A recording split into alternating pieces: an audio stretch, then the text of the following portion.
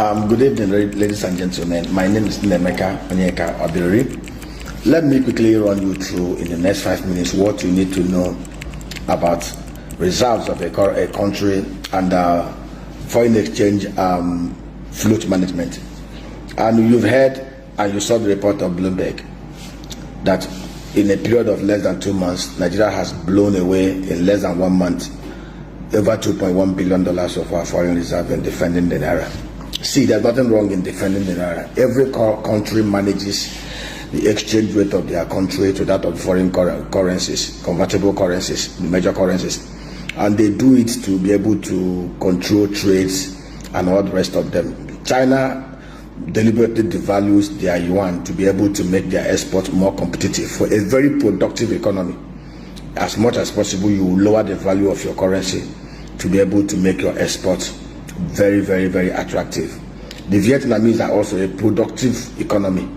The Vietnamese dong is about 24,000 dong to, yes, they are about to $1 US, but they are very productive. Annually, they export over $356 billion worth of goods and services, and they deliberately devalue their currency to make their exports very competitive, especially when compared to that of China into the US and other Western countries. Nothing is wrong in managing float, but we need to ask yourself, how do you manage float and from where do you manage float? When we talk about foreign exchange reserve has to do with everything that has to do with foreign deposits, treasury bills, bonds, inflows that come into an economy, inflows in terms of foreign receivables, and for example, now our local currency here is Naira. Any dollar coming into Nigeria, CBN warehouses dollar and then releases Naira equivalent to support activities here. Of course, how do we generate dollar? When we export goods, when we export services, when we receive diaspora remittances, and when we have foreign direct investment and foreign portfolio investment. How do we spend the dollars? When we import goods and services, and then social other things like education and health. Now, it was very easy for us to defend. If you look at our history since 1999, when Obasanjo became president, our foreign reserve was about $5 billion. In Cuba, to about tune of about $3.9 billion was in Cuba. Nigeria was heavily indebted, $32 billion, and we couldn't even service it. Nigeria was a pariah nation. What did Obasanjo do? Very simple. Became president, moved around the world, begging the world to forgive us, to remove the pariah status of Nigeria, recruited some of the best hands, Okonji Wala, Charles Soludo, into his team, Taminu Yakubu and all the rest of them, Nasiru El-Rufai, obvious the question. Formed a very strong team, and within a space of 8 years, Obasanjo negotiated and paid off our foreign debt. $18 billion was paid as full and final settlement for that $32 billion. They forgave us about $12 billion. When Obasanjo became president, crude oil was saying at $17.30. Our output was about 1.6–1.7 million barrels. Obasanjo understood clearly that to be able to shore up our reserve, to be able to build up enough base to protect the economy, he needed to ramp up oil output. Oil output was ramped up to about 2 million barrels a day. If you looked at Obasanjo's first term, oil prices never went above $23.50. But Obasanjo was able to manage no leakages. Obasanjo, of course, you know him, he's a very strong man. You cannot, most of those that stole under his government got dealt with. Tafa Balogun was disgraced and jailed.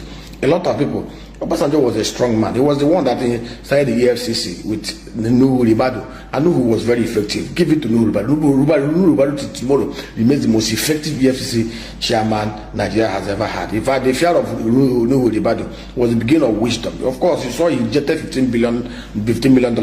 Nuhu was very effective as EFCC chairman, and he helped Obasanjo to protect leakages in Nigeria. Obasanjo, by the time he left power in 2007, left foreign reserve of $47 billion, paid off external debt. We never, in fact, our external debt was less than $500 million then, because Obasanjo cleared everything. So Yar'Adua and Jonathan inherited an economy that had near to zero external debt profile. Obasanjo gave them a clean slate with a foreign reserve of $40. And how was he able to build it? He shut down the leakages in the system, Even when he was leaving, he understood clearly that allowing the refineries and the oil of our Nigeria to remain in public sector will never allow it to work. He deliberately privatized it to the Blue Star Consortium. Of course, that was only one mistake Yar'Adua made. He reversed that sales. If that sales had been upheld, Nigeria wouldn't have been where we are today. Anyway, let me not digress. Obasanjo was able to build. Now, Yar'Adua and Jonathan inherited foreign reserve of $7 billion. Of course, output, they even ramped up output after Yar'Adua died. Jonathan took over. In 2010, Jonathan ramped up output to about 2.4 million barrels. 2011 and 12, we had output at 2.4 million, 2.6 million barrels, crude oil and condensate. We were receiving inflows of about $90 billion in 2011, $98 billion in 2012, $75 billion in 2013 from crude oil receivables. And of course, they were able to defend the Naira. If you look at Naira was $88 to $1 when Obasanjo became president. When he left, it was $124. Naira lost only about 38 Naira to $1. But Obasanjo was able to manage it very, very well. Same thing with Jonathan. We are paying huge subsidies on petroleum because petroleum price there was about 87 Naira. So we are paying huge price, but we were able to defend. We are spending billions of dollars. But what were we defending? We were defending with proceeds of crude oil. We weren't borrowing to defend. And of course, that Jonathan's government was the most reckless. We ended over $464 billion, in crude oil sales. We had, of course, he inherited zero debts practically from Obasanjo. But of course, by the time he left external debt of $10 billion, which was not too bad. Total debt profile was 12 trillion Naira. So when Buhari became president, he had a reserve of $29 billion, $20 billion unencumbered. He had oil he was trading. Don't let anybody deceive you. He created output of 2.4 million barrels a day. But Buhari, just like anything Buhari, when he came in 1983, we saw what he did. Very reckless, very incompetent. He blew away everything, got our crude oil resources stolen like sweet. From the height of 2.4 million barrels a day, it came down to less than 1 million barrels. By the time Buhari left office, Buhari had created massive holes for Nigeria, even sold crude oil in advance. In fact, he left Bese to Tinubu, unpaid bills at the CBN that Yemi Cardoso was able to pay $5 billion. The other $2.4 billion is yet to be resolved. So he left for Tinubu 77 trillion Naira national debt, $43 billion external debt position, and then way and means of 23 trillion Naira. Now I want us to understand why we are trading on a very dangerous landscape. Today, our output has remained at less than OPEC quota of 1.78 million barrels. Now, it was easy for Obasanjo, it was easy to Jonathan to defend. They weren't defending with borrowed funds. They were defending with massive crude oil sales. And if you look at our import figures in those days, from 2010, we only imported $64 billion worth of things. 2011, $89 billion. 2012, $60 billion. 2013, $67 billion. 2014, $71 billion. 2015, $52 billion. We were importing even more than we were importing now. But these guys were able to defend the Naira then because they had a huge dollar inflow. Crude oil resources was being sold. And Nigeria was earning crude oil revenue. But today, and they didn't have huge external debt to pay. There was no huge external debt because Obasanjo cleared the stable. But today, look at what Tinubu is grappling with. And that is what is scaring most of us who understand dynamics and fundamentals of economic management. Tinubu inherited $43 billion external debt obligation. That will be paid. Tinubu inherited over 27 trillion Naira domestic debt, plus 23 trillion Naira ways and means, and 7 trillion Naira interest on it.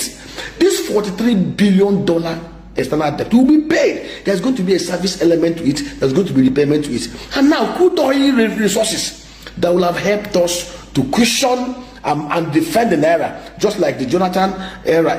Because if you look at between Obasanjo and Jonathan, Naira lost only 111 Naira because they had huge FX coming in from crude oil sales, because output was 2.4 million barrels. Today, output is 1.4 million barrels a day.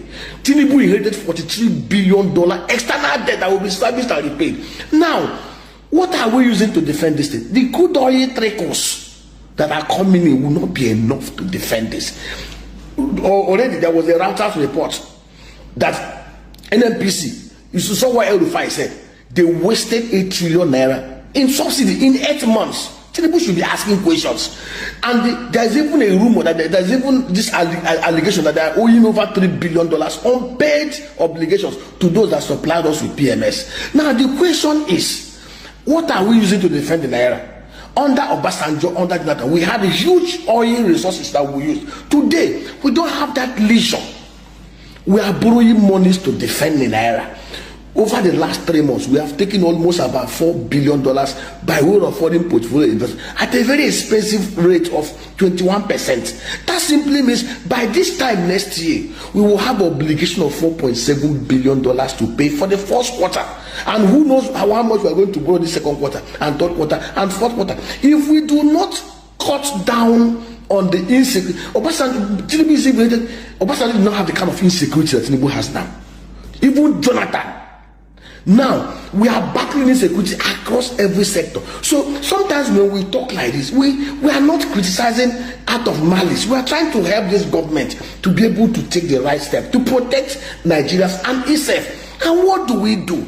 Our major foreign exchange earner is the crude oil resources. In fact, under Jonathan, foreign direct diaspora remittances average $20-25 billion. Today, it came down. Foreign direct investments were coming in tens of billions. Today is about, in 2023, it was about $3 billion. Buhari wrecked this country. Totally wrecked it. And Yemi Cardoso is doing everything possible within the limited instruments available to him to defend the Naira, which is very, very good because Nigerians are suffering. People are bleeding. So what Yemi is trying to do to see how he can bring this thing low, even to the level he met it. But after he had borrowed to do it, and the debt will be repaid next year, where are we going to get the dollar to repay this thing? If the crude oil output is not ramped up to 2.5 million barrels, if we do not slay the insecurity that is in Nigeria, to allow our farmers to go back to work, to allow Nigerians to go into productive activities, and that is what Mr. President should be focusing on. And it is very shocking, and I'm surprised, and I want to. Mr. President inherited a very hemorrhaging economy, a comatose economy. When you are a manager, you enter into a new team. You saw a team that spent 16 trillion at $4 billion. In 8 years, they could not feed the refineries in subsidies. You saw a team that presided over loot of our crude oil on an annual basis, $22 billion for 5 whole years. What you should have done if you want to protect yourself as the leader, what a pharaoh will have done will have been to clear out the stable from the NNPC to the NNDPRA to every person that was appointed by Buhari, clear them out, because these guys could not protect the interest of Nigeria. And then bring in your men. Tinubu worked in mobile. Tinubu is an oil and gas person. He has contacts. He knows people. He can easily get people to help him. You cannot keep a team that fumbled, a team that created the base we are carrying now. Mr. President, it's for your own good and the good of Nigeria. Some of us are patriots. When we say these things, to God knows our heart, it's not out of malice. It's to Nigeria is a country that takes the right boxes to become one of the top biggest 10 economies in the whole world. You can do it. When you said you want to build a $1 trillion economy, it is possible, Mr. President. But you don't win the Champions League with incompetent players that have played 5 years without winning Champions League. You can't use them. They can't do anything for you. You get rid of them and get good hands to help you. Yemi Cardoso is one of the shining stars. Yemi Cardoso, Bosun Tijani, and Olabu Ojo, the interior affairs. These are the very few good hands you have. 80% of your cabinet members are doing nothing on the physical side. NNPC by now, the refineries will have been working. Don't let anybody deceive you. Mr. President, you can get local investors in Nigeria that can buy up 60% of Nigeria's shares in NNPC. You open up the place, list on the phone, make it as transparent as the Nigerian liquefied natural gas. That will give you $42 billion inside the account to defend the Naira and to do infrastructure. And now it should be a twin issue of offer for sales and then IPO, just like Aramco. If you do offer for sales and divest 60% and IPO of 20%, Mr. President, Nigerians will subscribe it. Get a JP Morgan Chase or Goldman Sachs to help you to do this. NNPC will be listed like Petrobras. Petrobras is only owned 28.5% by the Brazilian federal government. Their total assets is about $174 billion. Total revenue last year was about $121 billion. Profit at 7 billion. They are 10 times more profitable than NNPC, Mr. President. Save your government, help your government. You can do it. Renewed hope should start with Mr. President. Don't look at anybody. We know that people helped you to become president. People supported you. But when Nigeria is at a point of existential danger, do the right thing, put the right plug, and step on toes, Mr. President. You can do it. Get rid of anybody who was part of the Buhari's oil and gas industry. Clear them out and get people to help you. We need to help you also from the physical side. On security, diversify the security architecture of Nigeria. We have shared with you how you can do it. Recruit 100 youths from every community. Let the communities, let the electorate from everyone in Nigeria, let them donate their sons, Mr. President. Put them in the army, train them. Equip them with, get in us and nod to provide, to produce for us armored personnel carriers, 4 in every local government area, armored truck-mounted machine guns. Give them AK-47. Let them go back to their communities, and they are part of the army. They will be part of Nigeria, but they will be Nigerian Army Rangers. Then use them to protect clusters of 1,000 hectares of agro upgrades in every of the world. That will give us about 10 million hectares of new upstream.